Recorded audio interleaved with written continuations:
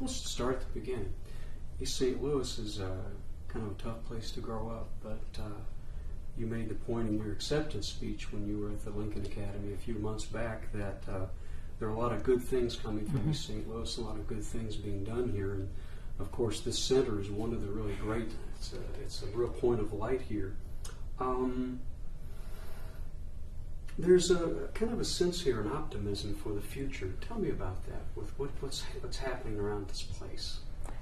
East St. Louis being home to me, and growing up here, I've only known it as being home and a safe place in my mind, and also seeing the potential that the city has to offer, and it was always my dreams and hopes to come back into the community.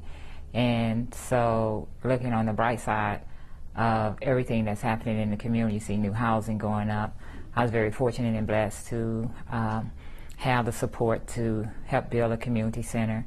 But then also, eventually, you start seeing the pavement on the roads, the potholes not there, and then grocery stores staying in the area, and other new businesses coming into the area. So it gives you a sense of hope that change is coming and is a positive change. A place like this, and as you mentioned a little earlier, the satellite facilities that are being run around the area here are really a way of developing not only really it's about developing the human capital of the area, because kids can get a good start here. There's a safe place for them to go. Tell me about that. Well, the one thing that I've always believed when it came to our young people is that if you provide them a safe place to go, a place that they can come into and show them love, and also be able to feed them, but then also teach them too, in a sense of making them stronger academically as well as physically and spiritually. And so I believe in the total body, mind, and spirit, and having that in our young people, then they too would develop and grow, and eventually they will come back into the community and help make change come about. Well, reading about your life story, it sounds like what you're doing is basically trying to come back and build a foundation on the life lessons that you got when you were growing up from a lot of influential people. Is that a fair statement? Yes, the life lessons that I learned at a very young age, I didn't know at that time they were life lessons, and lessons that would stay with me throughout my career. But being exposed to a community center and seeing how that community center made a difference in my life, not knowing at the age of 9 what people consider a volunteer was at that time, but I knew it was people around all the time. So in return, I wanted to do the same. Let's talk about some of those people, starting with your mother. She held you and the kids to some extremely high standards. Tell me about that. What was she like? Well, my mom was really, my mom had a great influence on my life. And the reason she had that great influence, because as I was growing up, I thought she was nagging at the time, or the different things she was telling me to do, like read the newspaper to keep up with current events or different things that was happening in our community.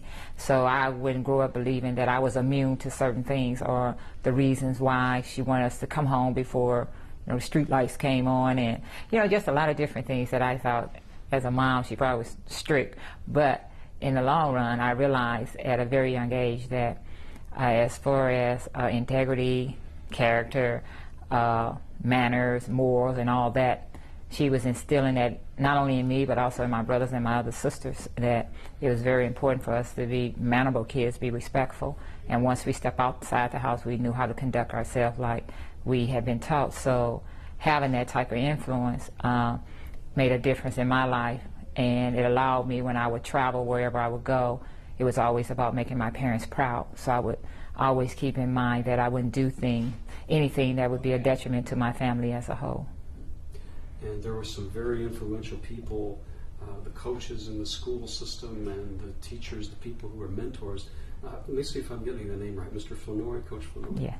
Tell me about him. He was a huge influence for you. Yeah, with Coach Flournoy, he has always been a part of my life, and he's still a part of my life today. As a 9-year-old wanting to do track and field and not realizing that, I had the potential to be very good one day.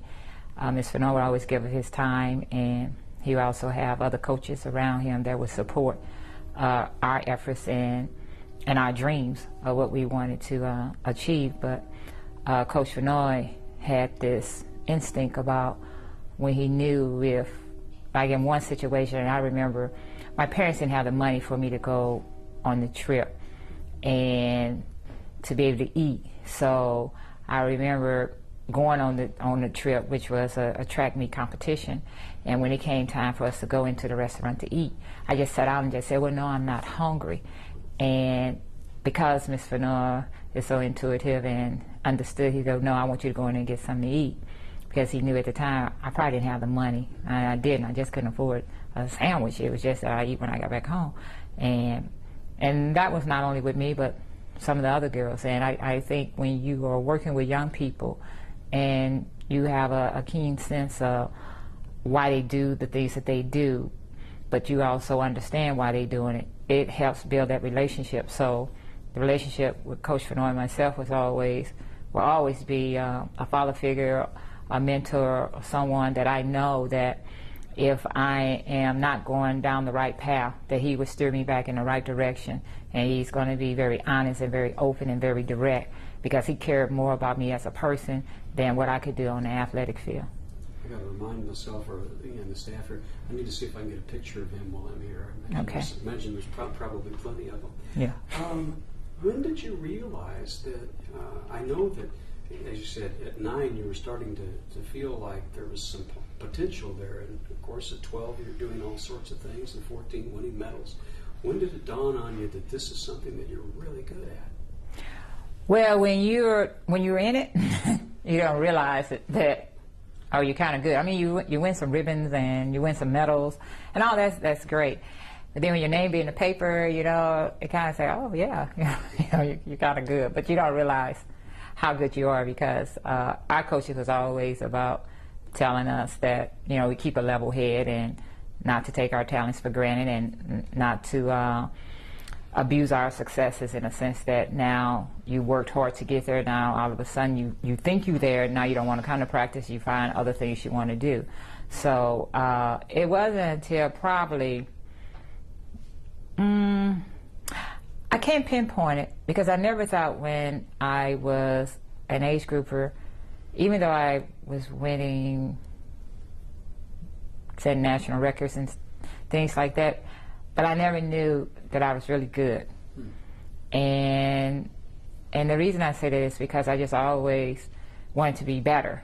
And I don't know how better I was going to get, but it was that I was always searching and reaching for more. So our coach would tell us that we had the potential to do whatever we put our mind to, but we had to be willing to work hard. And when I was 14 and I saw the 76 Olympic Games on television, it all started to make sense to me that all the running that we were doing on a cinder track out in Lincoln Park, that now I see women on TV doing the same things that we do every day. And then maybe, I can go to the Olympics and I can get on TV. So I thought that if I could make an Olympic team, then that really meant that I was good.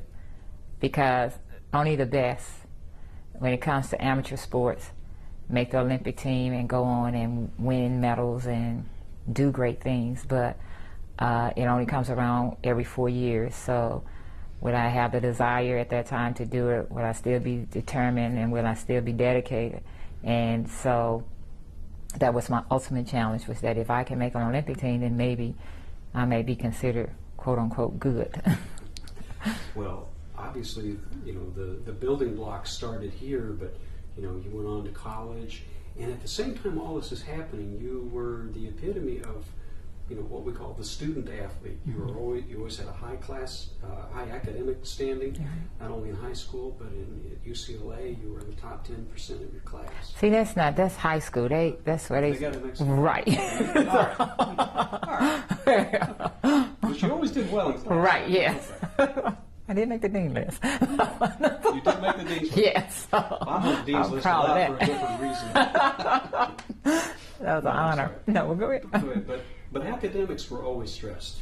Tell me about that. Yes, from my family point of view, academics was first and foremost. And the reason being was that my mom really didn't know that her daughter had this gift in athletics. And so at that time, sports for girls were extremely tough. There weren't a lot of opportunities for girls. So my mom really stressed academics, going to school, coming home, for the street light comes on, then if you can go to practice, then you go. But homework had to do that first. And not only did it start in the home, but it continued when I worked with Coach Fenoy. Coach Fenoy was always stressing to all of us that we were students first, and that he wanted us we had to write journals, work on our writing skills, and I mean all kind of things that as young ladies we didn't really understand, because when we write everything, you know. But we thought it was his way of keeping up with what we were doing, but he also was concerned about our diets, what we were eating, what we were doing in our spare time, but then also looking at the structure of the sentences, where we structuring the sentences right, where we using the right grammar, and then we would go over some of that correction. So as I continued to grow and continue to develop, I realized when I look back on it, that was very important to me at that time, and because of that, I think it helped make me a much stronger student, and I always kept the focus on being a student first and an athlete second.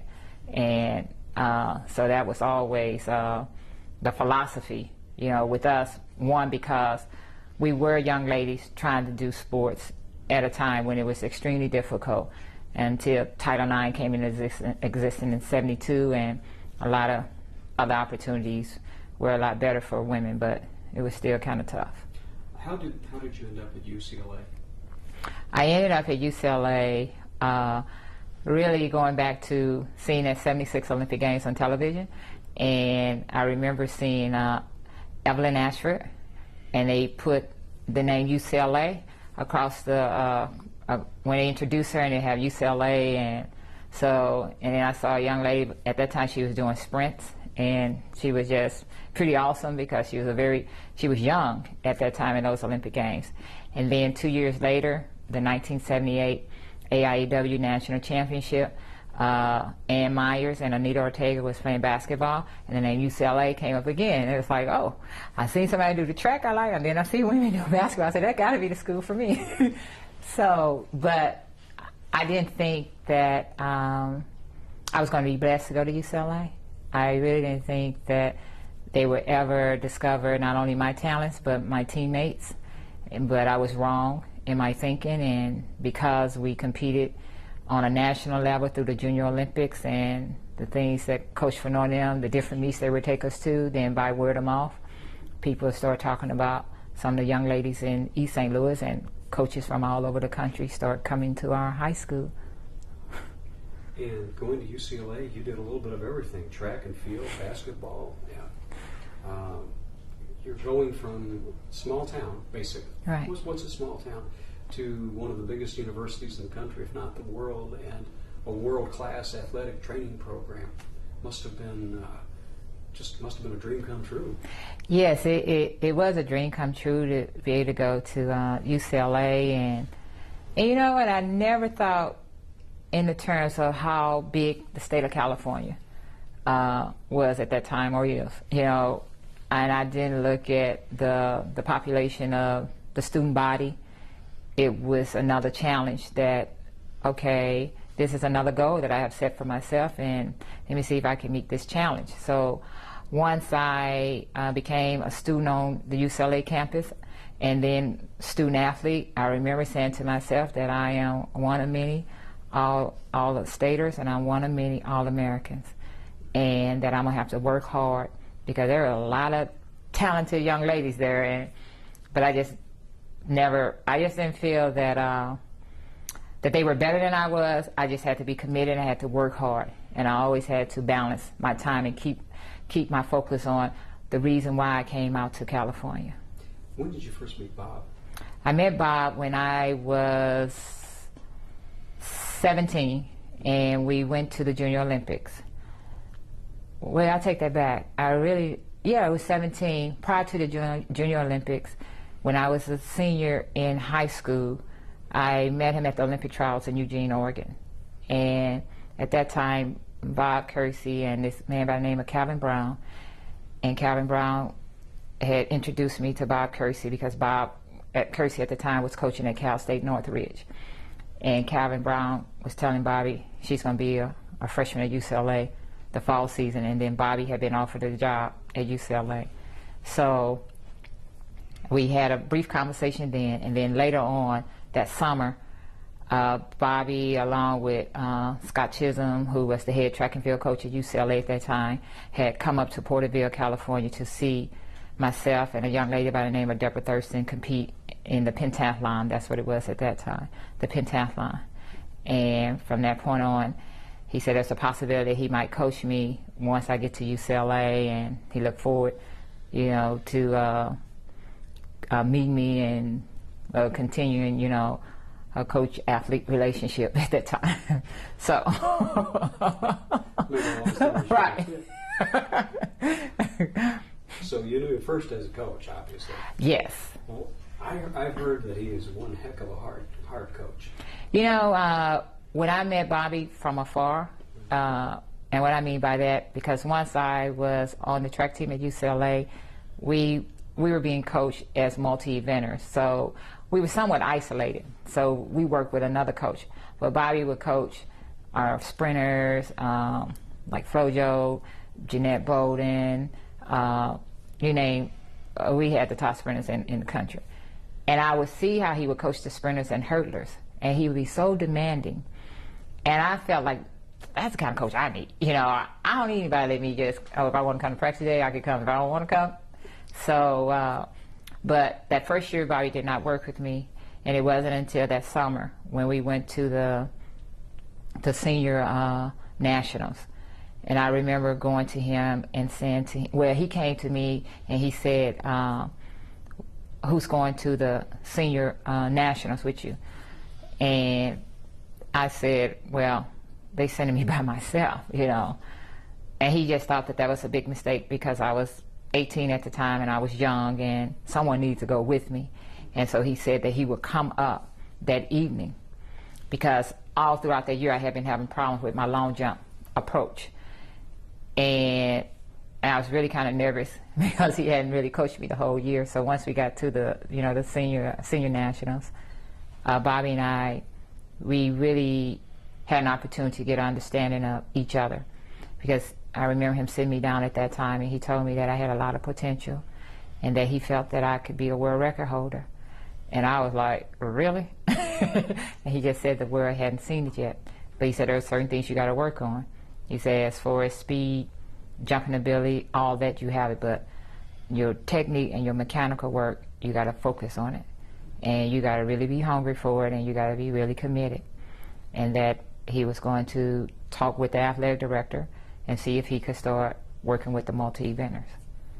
And then the next year, my sophomore year, is when Bobby started working with me and the rest of the multi-eventers. And the multi-eventers is like the heptathlon? The heptathlon, or young ladies that might do high jump, long jump, triple jump. And these are some of the most demanding because you've got all kinds of different things going on. It's not only speed, it's balance, it's grace, it's strength, it's endurance. Right. You didn't pick the easy stuff, did you? I did not pick the easy stuff, and to me at the time it was easy, because working with Coach Fenoy at a very young age, he told us that it was best to be versatile, and at any given time in our career we could specialize in one event. So the one thing about the multi-events is that it really kept you humble in a sense, because I might be able to run the hurdles well or jump well, but then I might have problems with the throwing events, or then I might have problems with my endurance event. So whenever you thought you were on a high, then all of a sudden an event comes along and put you back in reality and say, okay, you got to work a little harder. How do you train for something like that? I mean, it's so many different things. Well, our training was based around my weaker events. So the weaker events I really focused on a lot more, and it would have been sometimes the shot put, the throwing event, the javelin, always doing some type of endurance work for the half mile.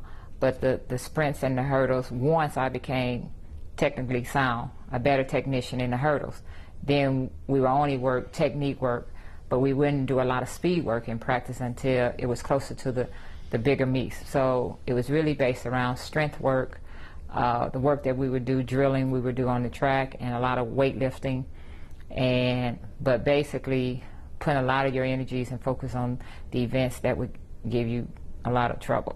You worked on a lot of things. You started, you were competing around the country. What was it like making that first Olympic team? You know, making the first Olympic team was a dream come true, because sometimes you think, sometimes you just think some things are a lot easier, and you just think, oh, I'll be able to do this. You know, I saw the Olympics on TV and I'm like, oh, I'll be able to do this. Oh, I should be able to do that. But you realize that the complexity of it is that besides the athletic given talent, mentally, I wasn't really prepared for it. You know, it's something I wanted to do, but once I was doing it, it was really extremely difficult, because athletically, I had the gift to do whatever I wanted to do on the athletic field, but mentally I just wasn't there. So eventually, after making my first Olympic team, I realized that if I ever want to be the best in the world, I got to be the best mentally as well as physically, because the physical talent I have, but mentally, you know, I wasn't used to competing. You're talking about 100,000 people, you know, and then millions watching you all over the world and cheering for you, and you know, it's just something that was unheard of, because state meet, you know, it might be 5, maybe 6,000, if that many. And then you go to the Junior Olympics, it might be 200 or 300, who knows? You know? Well, that was one of the questions I had for you. It's like, you know, you're there in the middle of all of this sea of humanity, and you know people are watching all around the world, and you're trying to get your game face on and get your head into what you're about to do. How do you concentrate when you're doing something like that? You know, preparation was always the key, and the preparation took place in practice, to not focus on the things you had no control over, and you have no control over crowd noises or people cheering for you, and then also people heckling you. So you really had to focus on what you had been prepared to do. So that was my key mission, was to, when I got into a competition, it was really about executing. The only voice that I would hear, I could tune in and tune out millions and tune in only Bobby's voice. You know, I could hear him if he was 30,000 rows up, you would hear that voice. So, and all that, you know, came in practice, and really being in tune to what you had prepared to do and what you wanted to do, without putting undue pressure on yourself, or pressure to the point, oh, I got to do this great. No, you enjoy it, you relax, and just try to get the job done to the best of your ability. You medaled, of course, in your first Olympics, but 1988 in Seoul was the year of the gold in the heptathlon and the long jump. And I've been going over those tapes in the last few days. And I bet you could hear Bobby from all the way up there, just listening to all that. That's got to be one of the most amazing feelings in the world, to be there and do what you just did, and then climb up on that platform to get the medal. You know, it is the greatest feeling in the world, to be able to have a dream at a very young age, and to stick with it, and, you know, not only make one Olympic team, but then have the desire to want to make another team, and be willing to put in the work to allow it, you know, to happen. And then also surrounding yourself with people that can help make it happen. So going through the Olympics and winning the gold, and then standing on top of that podium and seeing them pull that string as they raise that American flag, and then when the national anthem starts to play, you know, all I can remember is all the people that cheered for me and that was there when no one knew a Jackie Joyner-Kersee, but like a Coach Fenoy who said you had the potential if you were willing to work hard, and that I stuck with it, but stuck with it because of the support of people telling me that I could do it. When, in looking at some of those tapes, actually this morning before I left, there's that realization after you did the long jump that won the medal, just to see the flicker of recognition on your face to see, oh my God, I did it. What was that like? The heptathlon was tough, and people believed and knew that I could win the gold medal, but there weren't a lot of people that believed I could win the gold medal in the long jump. And long jump is my favorite event, the event I love the most. And I knew it was going to be challenging because Heike Drexler is a very tough competitor from Germany. And when it came down to the rounds of the long jump, I never once doubted myself if I could do it. I just kept saying, you just need one jump. One jump can win it. And on that 5th attempt, and I hit that board, and I just knew. I knew that was the winning jump because I heard it in the crowd, whoosh, and then I could hear Bobby. So I was like, I just didn't know what the distance was, but I was just hoping it was far enough that she couldn't surpass it. So when I came out of that long jump pit, and when they put 24 feet up there, I knew. And you talking about elated? Oh, it was just one of the greatest feelings in the world for me. And because from the time I was a young girl, working with one of my coaches by the name of George Ward in his backyard, and he made this man-made long jump pit in his backyard, and I always said I wanted to jump. He like, no, you're not jumping. I wanted to jump. And through my career at UCLA with Bobby, he wanted me just to do the multi-events, which I love the multi-events, but I really just wanted to have an opportunity to long jump. And having that opportunity in the Olympic Games, and I could win the gold medal. And when I won the gold medal, it was just so rewarding for me because I just knew at the age of 9 that I could jump. Just give me an opportunity to jump, And that's good. 4 years later, you come back, another gold in the heptathlon. Yeah. You could have quit back then. It would have been, anyone would have understood. But what kept driving you to keep going and to keep pushing yourself? Year in, year out. The motivation came from within, and it was always that I wasn't satisfied. It wasn't about winning the gold medals, or it's like if I'm going to be out there, then I want to be out there in the best shape of my life, and I'm going to give myself the best chance possible. So once I made one Olympic team, that was behind me.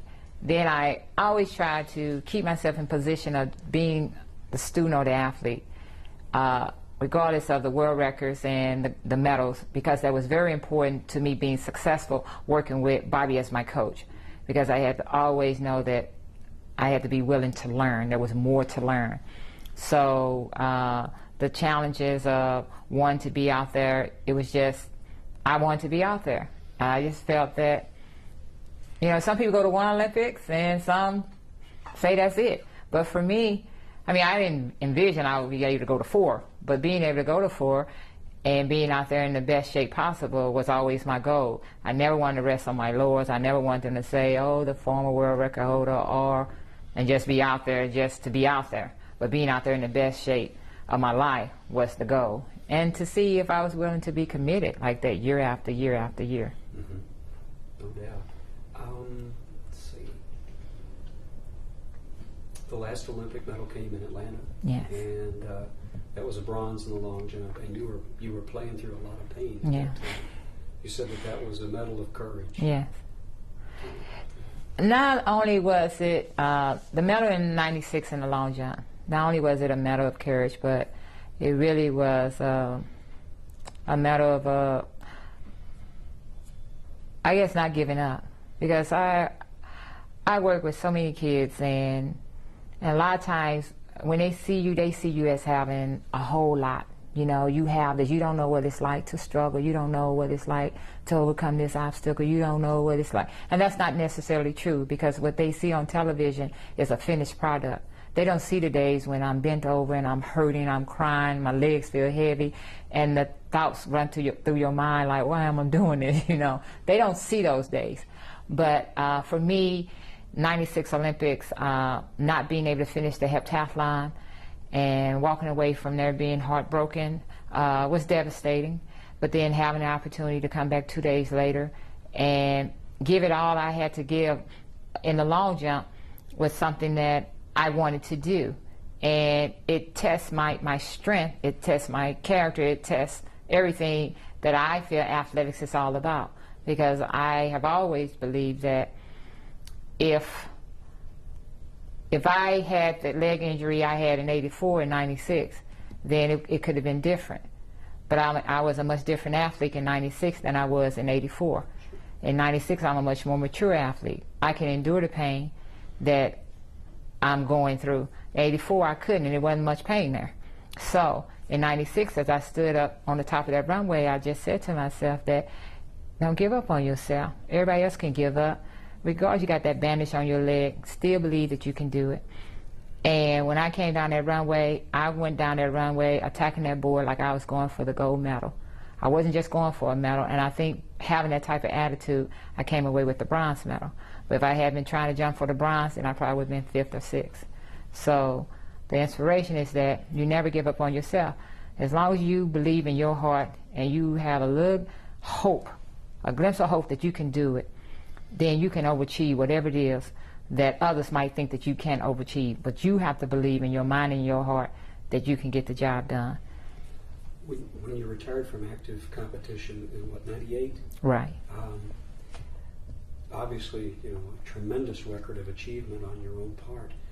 But how did the world of competitive sports for other young women change by virtue of what you had done? You opened so many doors. I was very blessed to have like a Wilma Rudolph as a mentor, and to truly understand her struggles during the times when she competed, and then for someone of her stature to talk with me and become my mentor really opened my eyes and said to me that I am in a position that I can make change for a lot of young girls, and allow myself to be used as a tool in a positive way that can encourage and inspire them to do whatever they want to do in the sport of track and field. So for me, I appreciate the position that I'm in, and I do not take it for granted. And whenever I could give of myself or then my talents or whatever I might do to be able to help someone, I'm always willing to do that, because when I was 9, I didn't see many women coming to the Junior Olympics. Always men, coming and talking about you can do this. But it's something else when a woman can come and tell you, and they've done it too, then it makes you believe, yeah, you can do this, even though the odds should never be against you. But the thought of seeing someone else do it also raised the bar a little bit, because not only do you want to do it, you want to surpass what they've been able to achieve. Today, what's life like for you today? Today, life is like, for me, is full of joy. I mean, there's sometimes where I'm just full of joy all the time, but then you have your ups and downs, because being blessed to have a community center, and you worry about, because you always have to fundraise. You're always trying to look for funding. You have staff, and staff have family, and we also have young people that come through our doors, and so the joy, the pain, but also the challenges, always keeping your dream alive, or going through the next step, or so life today is a lot more relaxing in a sense. I don't have to worry about going to practice. I can practice when I want to, but then also I have a lot more fun when I'm with the kids, and just somewhat enjoying life. But I travel a lot, do a lot of speaking, and do a lot of wellness stuff because I'm an asthmatic, and I think it's so important, you know, to bring awareness to that disease and let people that are asthmatic know that you can do anything if you put your mind to it. Absolutely. You do a lot of work for the Lung Association. Yes, Lung Association, and also I have a program called Friends of Asthmatics because I thought it was very important when I would train that my friends be aware of the symptoms and some of the things I might go through, because as an asthmatic, I live in denial. I didn't want to believe I had it, but when you have that attack, you need help.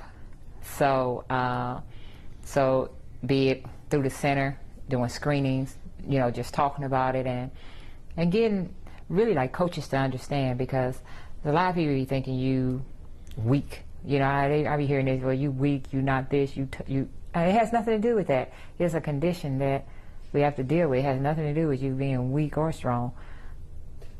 I know that it looks like they're going to try to pull you out of here in a second. Okay. I need to ask one more question. You know, it sounds like the pace of your life, is, at least from the practice standpoint, has probably calmed down a little bit. But you still have, you're a young person still. You know, Thank younger you. than me in a way.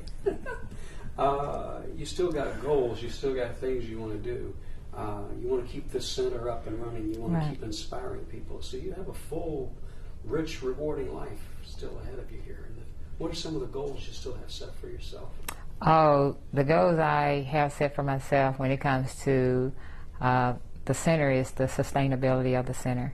That I know that it would outlive me, and the mission and the vision would continue to live, and that it would be a focal point of this community where people can come and be proud of what was able to be built, not only from a standpoint of it just being a facility, but also the young people that we would be able to develop and send out into this country that would eventually become great leaders, and to say that they're from the community of East St. Louis.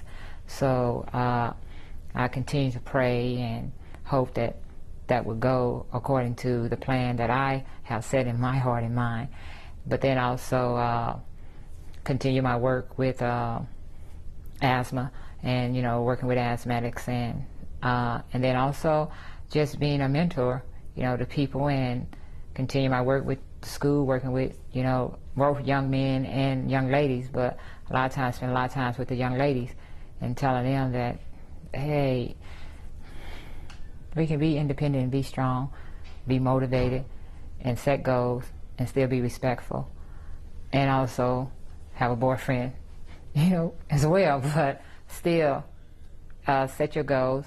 Don't let anyone else shatter your dreams. You know, you take control of your life and know what it is that you want to accomplish. Because even like with me, I know you got to take one step at a time, and I have to be. I don't like using the word patient. I have to understand that, you know, some days are going to be better than others. And those better days, you take advantage of them. And then those days that are not so good in your mind, just know that tomorrow will come, and it will be better. Jackie, thank you very much. Thank you. Hey, that was wonderful. Thanks. Appreciate it. And is one asthmatic to another? No, see, I didn't want to say, you know, well, we probably live in denial. I lived in denial for a long time. You inspired me in a lot of ways. In that. I do about 50 miles a week running. Oh, that's great. And, 40 this week, probably next week Whoa. maybe a little bit more. But yeah, you really, when I heard that you had it, I thought, oh my God, if she can do what she's doing. I know, you know, it was, and I wasn't diagnosed, so I went to college. Yeah. But my senior year in the state meet, Yeah. I couldn't breathe in the 400. And we just assumed that it was because, see, we won state in basketball, and I didn't get out until the first part of the end of March. And the state meet was May 21st, so they just figured, well, by the summer I would be better. Well, I was better during the summer because the warmer months I don't have problems with. And then it was damp and rainy and cold, like 50 degrees. Yeah. And I remember Ms. Fennell said, what was wrong? I said, I couldn't breathe. Yeah. And we always talk about that today, because once they diagnosed me, he said, that was the problem. And it's always, you have what's the same thing I do, the adult onset. Right, and that's yes. the tougher one. Yes, because, you know, I was like, okay, I hear these people growing out of it. When I'm going to grow out of it? Yeah, no, we grew into it. Right.